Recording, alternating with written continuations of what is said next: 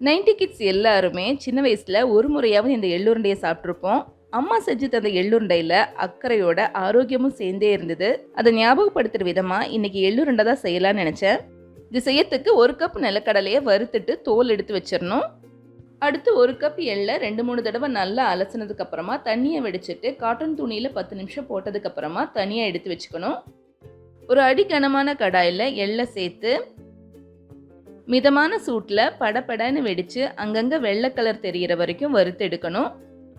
எள்ளு சரியாக வறுபடலைன்னா கசப்பு தன்மை வந்துடும். ஒரு ட்ரையான மிக்சி ஜாரில் 3/4 கப் வறுத்த கடலையோட 1 கப் வெல்லம் சேர்த்து பொடி பண்ணி எடுத்துட்டு ஒரு பவுலில் சேர்த்துக்கணும். நெக்ஸ்ட்டு எள்ளு நல்லா சூடாறினதும் அதையும் மிக்சியில் பல்ஸ் மோடில் பவுடர் பண்ணதுக்கப்புறமா பவுலில் சேர்த்துக்கணும். எள்ளு நல்லா சூடாக இருக்கணும். அப்போ தான் அரைக்கும் போது எண்ணெய் வராமல் இருக்கும். கையால் ஒரு தடவை மிக்ஸ் பண்ணிவிட்டு மிக்சியில் பல்ஸ் மோடில் 2 செகண்ட் போட்டு எடுத்தால் நல்லா மிக்ஸ் ஆகிடும். அடுத்து இதோட வெள்ளை எள்ளு 2 டேபிள் ஸ்பூனை வறுத்து சேர்த்துட்டு கூடவே 1/4 கப் கடலை தனியாக எடுத்து வச்சுருந்தேன். அதை உரலில் நல்லா உடச்சிட்டு சேர்த்துக்கலாம்.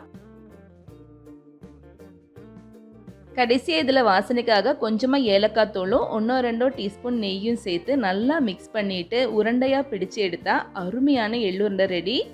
இந்த ஹெல்த்தியான எள்ளுருண்டையை நீங்களும் உங்கள் பிள்ளைங்களுக்கு கண்டிப்பாக செஞ்சு கொடுங்க.